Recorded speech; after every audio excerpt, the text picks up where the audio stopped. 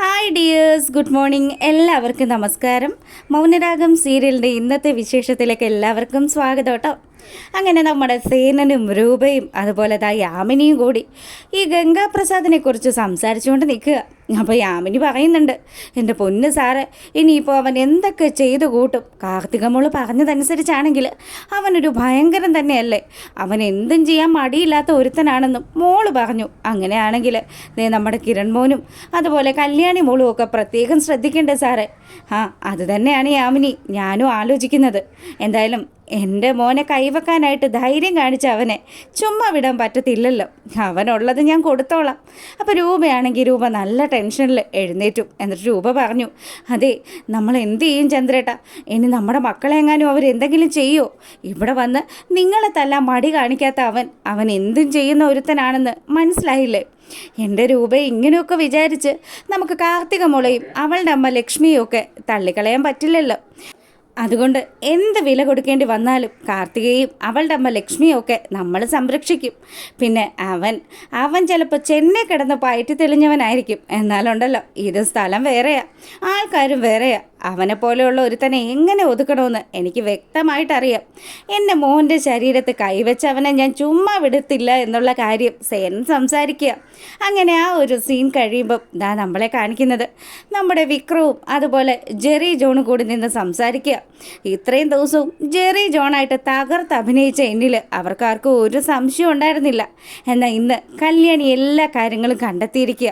അതുകൊണ്ട് തന്നെ കല്യാണിയെ ഇനി വെച്ചു പൊറുപ്പിക്കാൻ പറ്റത്തില്ല എന്നുള്ള കാര്യം വിക്രത്തിൻ്റെ അടുത്ത് ഗംഗാപ്രസാദ് പറഞ്ഞു. ഇത് കേട്ടതും വിക്രം പറഞ്ഞു, എൻ്റെ ചേട്ടാ, ഞാനും എൻ്റെ അച്ഛനും ഒക്കെ ഇങ്ങനെ ജീവിക്കുന്നതിൻ്റെ ഏറ്റവും വലിയ കാരണക്കാരി അവൾ ഒറ്റൊരുത്തി മാത്രമാണ്. അവളുണ്ടല്ലോ, അവളെ ഇങ്ങോട്ട് തന്നു കഴിഞ്ഞാൽ ശരിക്കും പറഞ്ഞാൽ അവളെ കൊന്നൊടുക്കാനായിട്ടുള്ള ദേഷ്യം എനിക്കുണ്ടെന്നൊക്കെ കൂടി വിക്രം പറഞ്ഞപ്പം ഗംഗാപ്രസാദ് പറഞ്ഞു, എടാ നീ സമാധാനപ്പെട്, നീ എന്തിനിങ്ങനെ ടെൻഷൻ അടിക്കുന്നത്? നിൻ്റെ അച്ഛനും അതുപോലെ നിനക്കും ഒക്കെ ജീവിക്കാനുള്ള സ്വത്തുക്കൾ ഞാൻ തരാന്നേ. നിങ്ങൾ ഒരു കാരണം വെച്ചാലും ടെൻഷൻ അടിക്കണ്ട, നിങ്ങൾക്ക് നല്ലൊരു ജീവിതം തന്നെ ഞാൻ സെറ്റ് ചെയ്ത് തരാം.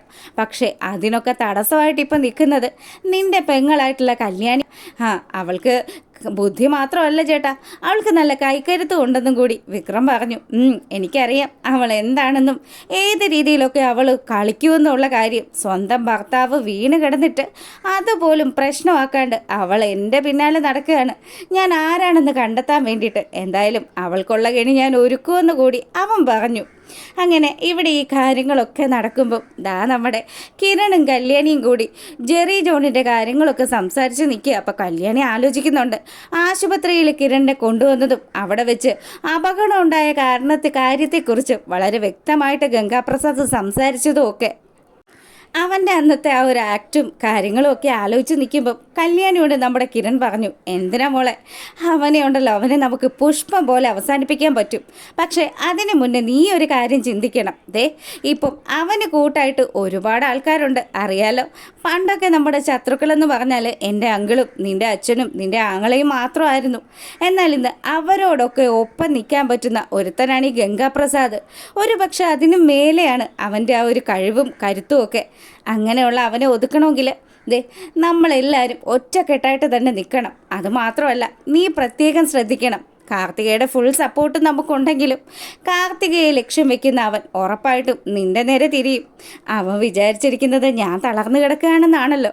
അതുകൊണ്ട് തന്നെ അവൻ എന്നെ വെറുതെ വിടാനുള്ള സാധ്യതയുണ്ട്. പക്ഷെ അപ്പോഴും എൻ്റെ അച്ഛൻ്റെ ദേഹത്ത് കൈവച്ച അവനെ ഞാൻ വെറുതെ വിടില്ല എന്ന് കിരൺ പറഞ്ഞു.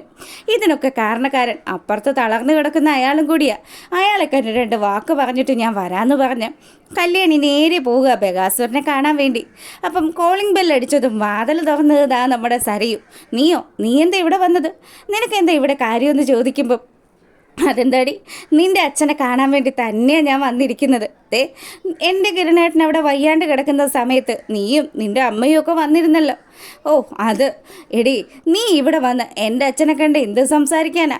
അങ്ങേരി ഈ അവസ്ഥയിൽ കിടക്കുന്നത് കണ്ട് മനസ്സ് നിറഞ്ഞ് സന്തോഷിക്കാനാണോ എന്ന് സരയു തിരിച്ചു ചോദിച്ചതും, എനിക്ക് നിന്നോടൊന്നും സംസാരിക്കാൻ താല്പര്യമില്ല. പിന്നെ നിൻ്റെ ഈ അഹങ്കാരമൊക്കെ തീരാനായിട്ട് അധികം നാളില്ലടി. അങ്ങനെയൊക്കെ പറഞ്ഞതാ നമ്മുടെ കല്യാണി നേരെ കയറി പോകുന്നത് ബഗാസുരൻ്റെ റൂമിലേക്കാണ്. അപ്പോൾ ആശാൻ അവിടെ അങ്ങനെ കിടക്കുക. ഈ സമയം കല്യാണിയെ കണ്ടതും ഇതെന്ത് കാര്യത്തിനാണാവോ ഇപ്പോൾ ഇങ്ങോട്ട് വരുന്നതെന്ന് അയാൾ അങ്ങനെ ആലോചിച്ചതും, എടോ താൻ ഈ ഒരു കിടപ്പ് കിടന്നുകൊണ്ട് എന്തൊക്കെ വൃത്തികേടുകളാണ് കാണിച്ചു കൂട്ടുന്നത്? എന്താ കല്യാണി, എന്താ പ്രശ്നമൊന്ന് ഒന്നും അറിയാത്തതുപോലെ നമ്മുടെ ബകാസുരനങ്ങ് ചോദിച്ചതും, എൻ്റെ അച്ഛനെ കൈവെക്കാനായിട്ട് വരെ താൻ ആളെ ഏർപ്പാടാക്കിയല്ലേ? ദേ ഈ ഫോട്ടോയിൽ കാണുന്ന ഇവനെ തനിക്ക് അറിയാവോടോ എന്ന് ചോദിക്കുകയാണ് കല്യാണി. അത് കണ്ടതും ശരിക്കും നമ്മുടെ ഗംഗാപ്രസാദിൻ്റെ ഫോട്ടോയാണെന്ന് മനസ്സിലാക്കിയിട്ടും അയാൾ അതൊന്നും അറിയാത്തതുപോലെ പൊട്ടം കളിക്കാൻ തുടങ്ങി. അപ്പം കല്യാണി ഇതെന്താ ഈ കാണിക്കുന്നതെന്ന് ആലോചിച്ച് നമ്മുടെ സരയു ആ റൂമിലേക്ക് വന്നു. സരയു കാണുന്ന കാഴ്ച കല്യാണി ഏതോ ഒരു പയ്യൻ്റെ ഫോട്ടോ തൻ്റെ അച്ഛനെ കാണിക്കുന്നതാണ്. അപ്പം തന്നെ അവൾ പറഞ്ഞു, ആരാടി ഇവനും എൻ്റെ അച്ഛനും തമ്മിൽ എന്താടി ബന്ധം? അതെ, നിൻ്റെ അച്ഛനെ കൊണ്ട് തന്നെ പറയിപ്പിക്കാൻ വേണ്ടിയിട്ടാണ് ഞാനിങ്ങ് വന്നിരിക്കുന്നത്. ദേ കണ്ടില്ലേ, ഇത് കൊള്ളാലോ, ഇത് നിൻ്റെ പുതിയ കാമുകനാണോടി കല്യാണി എന്ന് സരയു ചോദിച്ചു. ഇത് കേട്ടതും കല്യാണിക്ക് നല്ല ദേഷ്യം വന്നു. കല്യാണി പറയുന്നുണ്ട്, അതെ ഞാൻ എൻ്റെ ഭർത്താവിന് വയ്യാത്തത് കൊണ്ട് മറ്റുള്ള ആൾക്കാരുമായിട്ട് ബന്ധം വയ്ക്കുവാണെന്നാണല്ലോ നീയും നിൻ്റെ അമ്മയും ഒക്കെ പറഞ്ഞു വരുത്തുന്നത്. എന്തായാലും എൻ്റെ ഭർത്താവിന് എന്നെ വിശ്വാസമുള്ള കാലത്തോളം ഞങ്ങൾ സന്തോഷത്തോടു കൂടി ജീവിക്കുവടി. എൻ്റെ കിരണേട്ടന ഇത് എന്നെ ഈ രീതിയിലാക്കിയതും എന്നെ ഇപ്പോൾ ഈ രീതിയിൽ സംസാരിക്കാൻ പഠിപ്പിച്ചതുമൊക്കെ എൻ്റെ കിരണേട്ടൻ തന്നെയാണ്. ഞാൻ ആ പഴയ കല്യാണിയൊന്നും അല്ല എന്ന് സരയുവിൻ്റെ മുഖത്ത് നോക്കി നമ്മുടെ കല്യാണി പറഞ്ഞു. എന്നിട്ട് അവൾ ബകാസുരൻ്റെ നേരെ തിരിഞ്ഞു. എടോ താനും ഈ ഗംഗാപ്രസാദും കൂടി എന്തൊക്കെ കാണിച്ചു കൂട്ടിയാലും ഒരു കാരണവശാലും എൻ്റെ കാർത്തിക ചേച്ചിയെ ഞാൻ സംരക്ഷിക്കുന്നത് അത് മാറ്റാൻ ഉദ്ദേശിക്കുന്നില്ല. അപ്പോൾ ഇത് കേട്ടിട്ട് ബകാസുരൻ പറയുന്നുണ്ട്, ഇവൻ ആരാണെന്നൊന്നും എനിക്കറിയില്ല കല്യാണി, ചുമ്മാ ഇവിടെ വന്ന് പ്രശ്നം ഉണ്ടാക്കല്ലേ. താൻ ആരാണെന്നും താനും ഇവരൊക്കെ കൂടിയുള്ള ബന്ധം എന്താണെന്നും മനസ്സിലാക്കിയിട്ട് തന്നെയാണോ ഞാനിവിടെ വന്നിരിക്കുന്നത്. താനേ അനുഭവിക്കാൻ പോകുന്നതേ ഉള്ളൂ. ഈ കല്യാണി അത് കാണിച്ചു തരാടോ. അപ്പോൾ സരയുവാണെങ്കിലോ ഇവൾക്ക് വേറെ ഒരു പണിയില്ലേ, ഈ വീട്ടിൽ വന്ന് ഏത് നേരവും എൻ്റെ അച്ഛൻ്റെ മെക്കിട്ട് കയറുന്നതാണല്ലോ ഇവളുടെ മെയിൻ പരിപാടി. ദേ നിന്നോട് സംസാരിക്കാനൊന്നും ഞങ്ങൾക്ക് താല്പര്യമില്ല. നീ ഇവിടെ നിന്ന് എത്രയും പെട്ടെന്ന് ഇറങ്ങിപ്പോകുന്നതായിരിക്കും നല്ലത്. അല്ലെങ്കിലുണ്ടല്ലോ ഞാൻ ആരാണെന്ന് നീ അറിയോടിയെന്ന് പറഞ്ഞതും നമ്മുടെ സരയുടെ നേരെ ചെല്ലുകയാണ് കല്യാണി. ദേ എനിക്കും അറിയാം നിന്നോട് പല കാര്യങ്ങളും ഞാൻ മറച്ചു വെക്കുന്നത് എന്താണെന്ന് അറിയോ. നീ അനുഭവിക്കാൻ പോകുന്നതേ ഉള്ളൂ. നിനക്ക് ഇനി നല്ല രീതിയിൽ തന്നെ കിട്ടിക്കോളൂ എന്ന് പറഞ്ഞ് കല്യാണി അവിടുന്ന് ദേഷ്യത്തോടു കൂടി ഇറങ്ങിപ്പോകുമ്പം സരയു ബകാസുരൻ്റെ അടുത്ത് ചെന്നു. ഇതെന്താ അച്ഛാ ഇവിടെ എന്താ ഈ നടക്കുന്നത്? എൻ്റെ മോളെ അവൾ കാണിച്ച ആ ഫോട്ടോയിലുള്ളവൻ ആരാണെന്നോ? അവനാണ് ആ ഗംഗാപ്രസാദ്. സേനൻ്റെ വീട്ടിൽ കയറി സേനനെ തല്ലിയവൻ അവനാ. പിന്നെ വലിയ പരിക്കുകളൊന്നും പറ്റിയില്ലെങ്കിലും സേനന് കിട്ടേണ്ടത് കിട്ടി. അത്രയും ചങ്കൂറ്റമുള്ള ഒരുത്തനാ, ഒരു ഇരട്ടച്ചങ്കന മോളെ അവനെന്ന് പറഞ്ഞു. അതെന്തായാലും കൊള്ളാമല്ലോ. അങ്ങനെയൊക്കെ ആണെങ്കിൽ നല്ല കാര്യമായി. ഇവൾക്കും കിട്ടണം 2 എണ്ണം. അവൻ്റെ അടുത്ത ലക്ഷ്യം ആരാണെന്നോ? കല്യാണിയാണ്. ദേ കാർത്തികയെ സംരക്ഷിക്കുന്ന ആരെയും അവൻ വെറുതെ വിടില്ല. അപ്പോൾ ഉറപ്പായിട്ടും കല്യാണിക്ക് തിരിച്ചടി കിട്ടാനുള്ള സമയമായല്ലേ അച്ഛാ. അപ്പോൾ നമ്മൾ ആഗ്രഹിക്കുന്ന രീതിയിൽ തന്നെ കല്യാണിയും കിരണും ഒക്കെ തീർന്നു കിട്ടും. അങ്ങനെയാണെങ്കിൽ പിന്നെ സമാധാനമായിട്ട് എനിക്കൊന്ന് അമേരിക്കയിലേക്ക് പോകാമല്ലോ. സേനനും അതുപോലെ രൂപയും ഒക്കെ തീർന്നാലും നമ്മുടെ സരയുവിന് അമേരിക്ക പോകണമെന്നുള്ള ഒറ്റ ചിന്ത മാത്രമേ ഉള്ളൂ. അവളാണെങ്കിൽ അങ്ങനെ ആ കാര്യങ്ങളൊക്കെ സംസാരിച്ചുകൊണ്ട് നിൽക്കുമ്പം നമ്മളെ കാണിക്കുന്നത് നമ്മുടെ ഗംഗാപ്രസാദും വിക്രമാദിത്യനും കൂടി വീണ്ടും സംസാരിക്കുന്നതാണ്. അപ്പം ഗംഗ പറഞ്ഞു, അതെ നിൻ്റെ പെങ്ങൾ ഞാൻ ആരാണെന്നും ഞാൻ എന്താണെന്നും ഒക്കെ വ്യക്തമായിട്ട് മനസ്സിലാക്കി. അവൾ അതനുസരിച്ച് രാഹുലിനെ കാണാൻ ചെന്നിട്ടുണ്ടായിരുന്നു. അവൾക്കറിയാമല്ലോ രാഹുലും ഞാനും നീയും ഒക്കെ ഒരു കൈയാണെന്ന്. അതുകൊണ്ട് തന്നെ അവൾ പല കാര്യങ്ങളും രാഹുലിനോട് പറഞ്ഞിട്ടുണ്ട്. ഇനി എന്തായാലും കാർത്തികയുടെ പിന്നാലെ ഞാൻ നടക്കുകയാണെങ്കിൽ ഉറപ്പായിട്ടും കല്യാണിയെ തീർത്തിട്ടായിരിക്കും. അതെൻ്റെ ഒരു വാശിയാണ്. അവൾ അനുഭവിക്കണം. അവളുടെ ഭർത്താവ് ഈ ഒരു അവസ്ഥയിൽ കിടന്നിട്ടും അവൾക്ക് ആ ശേഷം ഭയമോ പേടിയോ ഒന്നുമില്ലല്ലോ. അതുകൊണ്ട് അവളെ ഞാൻ തീർത്തിരിക്കും എന്നുള്ള വാശിയിൽ നിൽക്കുമ്പം എൻ്റെ ചേട്ടനെ ഞാൻ മുന്നേ കണ്ടിരുന്നെങ്കിൽ, ശരിക്കും പറഞ്ഞാൽ ചേട്ടനെ പോലെയുള്ള ഒരാളെ ഞങ്ങളുടെ കൂടെ ഉണ്ടായിരുന്നെങ്കിലുണ്ടല്ലോ ഇന്ന് ഈ ശത്രുക്കളൊന്നും ഉണ്ടാവില്ലായിരുന്നു. കോടീശ്വരനെ പോലെ ജീവിച്ചിരുന്ന ഞാൻ ഇപ്പം അതാ പിച്ചക്കാരനെ പോലെയായി. എവിടെയോ ഒരു തൊഴുത്തി കിടന്നിരുന്ന കല്യാണിയാണെങ്കിലോ അവളിപ്പോൾ വലിയ ബംഗ്ലാവിലും ജീവിക്കുന്നു. നീ വിഷമിക്കേണ്ടടാ, നീ എൻ്റെ കൂടെ പോര്. പിന്നെ ഇത് മാത്രമല്ല, വേറെയും ചില കാര്യങ്ങളൊക്കെ ഉണ്ട്. കാർത്തിക എന്ന് പറയുന്നവളുണ്ടല്ലോ, അവൾ ഓരോ നിമിഷവും മരിച്ചുകൊണ്ടിരിക്കുക. അത്രയും വലിയൊരു അസുഖം അവൾക്കുണ്ട്. എന്തൊക്കെയാ ചേട്ടാ ഈ പറയുന്നത്? അതേടാ, എൻ്റെ 15ാമത്തെ വയസ്സിൽ ഞാൻ അവളെ ഒരു തുണിയിൽ കല്ലുകളൊക്കെ പൊതിഞ്ഞു വെച്ചിട്ട് ആ കല്ല് വെച്ച് അവളുടെ തലക്കടിച്ചതാണ്. അന്ന് മുതൽ അവൾ കുറേ കാലം ഹോസ്പിറ്റലിലും ആയിരുന്നു. അതിനുശേഷമാണ് അവളുടെ തലച്ചോറ് പതുക്കെ നശിച്ചുകൊണ്ടിരിക്കുകയാണെന്നും അവൾ മരണത്തിന് കീഴടങ്ങിക്കൊണ്ടിരിക്കുകയാണ് എന്നുള്ള കാര്യമൊക്കെ ഞങ്ങൾ അറിഞ്ഞത്. തള്ളയും മോളും ഒക്കെ ഇത്രയും സംഭവിച്ചിട്ടും ഒതുങ്ങാൻ ഭാവമില്ല. അപ്പോൾ അങ്ങനെയാണെങ്കിൽ ആ കല്യാണിയെ തീർത്ത് കഴിഞ്ഞാൽ പിന്നെ കാർത്തിക അധികം അങ്ങ് കയറി വരില്ലല്ലോ. അങ്ങനെ ഇതാ അവൻ അവിടെ നിന്നും പോകുന്നത് നമ്മുടെ കാർത്തികയെ കാണാൻ വേണ്ടിയിട്ടാണ്.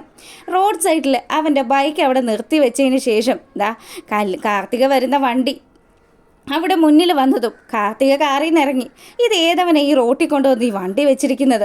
അങ്ങനെ ഇറങ്ങി വരുമ്പോഴാണ് ഗംഗാപ്രസാദ് ഇറങ്ങുന്നത്. അപ്പം അയാളെ കണ്ടതും തനിക്ക് എന്തിൻ്റെ കേടാടോ, താൻ ഈ നടുറോട്ടിലാണോ അഭ്യാസം കാണിക്കുന്നതെന്ന് ചോദിച്ചു.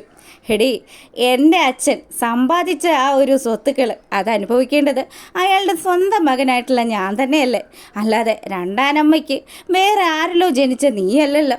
എന്തൊക്കെ പറഞ്ഞാലും നിൻ്റെ അച്ഛൻ എന്നെ മോളെപ്പോലെ തന്നെയാടാ കണ്ടിരുന്നത്. അദ്ദേഹം പറഞ്ഞതനുസരിച്ച് തന്നെയാണ് ഞാൻ ഇതുവരെ ജീവിച്ചിട്ടുള്ളതും. പിന്നെ ഓരോ നിമിഷവും മരണത്തോട് മല്ലടിക്കുന്ന നീ ഇനി ഈ സ്വത്തുക്കൾ കൊണ്ട് എന്ത് കാണിക്കാനാ?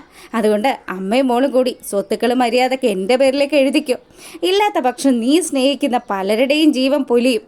അങ്ങനെ പൊലിയാണെങ്കിൽ ഉറപ്പായിട്ടും നിന്നെ പോലെയുള്ള ഒരുത്തൻ്റെ നാശം കണ്ടിട്ട് മാത്രമേ ഞാൻ മരിക്കുകയുള്ളടാ. അത് നമുക്ക് കാണാം. നിൻ്റെ അനുജത്തിയെ ഇപ്പം തന്നെ ഞാൻ ടാർഗറ്റ് ചെയ്തിരിക്കുന്നു. അവളുടെ ഭർത്താവാണെങ്കിലോ ഒന്ന് അനങ്ങാൻ പോലും പറ്റാത്ത അവസ്ഥയിലല്ലേ കിടക്കുന്നത്. എന്തായാലും നീ ഇനി അറിയും ഈ ഗംഗാപ്രസാദ് ആരാണെന്ന്. കുട്ടിക്കാലം മുതലേ എൻ്റെ അച്ഛൻ്റെ സ്വത്തുക്കളിൽ എൻ്റെ അച്ഛൻ ഒരു തരി പോലും എനിക്ക് തന്നിട്ടില്ല. അയാളുടെ സ്വന്തം രക്തത്തിൽ പറഞ്ഞ ഞാനല്ലേ ഇതൊക്കെ അനുഭവിക്കേണ്ടത്. അതുകൊണ്ട് തന്നെ ഇനി നീയും നിൻ്റെ അമ്മയും ഒക്കെ ഒരുപാടങ്ങ് അനുഭവിക്കും. തള്ളയും മോളെയും കൂടി വാരിക്കൂട്ടി കത്തിക്കും എന്നുള്ള രീതിയിലൊക്കെ ഗംഗാപ്രസാദ് പറയുക. ഇത് കേട്ടതും കാർത്തിക പറഞ്ഞു, നിനക്ക് ചെയ്യാൻ പറ്റുന്നതൊക്കെ നീ അങ്ങ് ചെയ്യുക. പിന്നെ എൻ്റെ അനുജത്തെയും അവളുടെ കുടുംബത്തെയും സംരക്ഷിക്കാനുള്ള ആ ഒരു കാര്യങ്ങൾ അത് ഞാനും ചെയ്തിരിക്കും. നിനക്ക് ധൈര്യം ഉണ്ടെങ്കിൽ നീ ആ സ്വത്തുക്കളൊന്ന് വാങ്ങാൻ നോക്ക്. കാണാമല്ലോ ആരായിരിക്കും ജയിക്കുക എന്നുള്ളത്. അപ്പം നമ്മുടെ കല്യാണിയും കാർത്തികയും ഒക്കെ കൂട്ടമായിട്ട് നിന്നുകൊണ്ട് നമ്മുടെ ഗംഗാപ്രസാദിനെ തകർക്കാൻ പോകുന്നതൊക്കെയാണ് ഇനി വരുന്ന വിശേഷത്തിലുള്ളത്. അപ്പോൾ ഓക്കേ.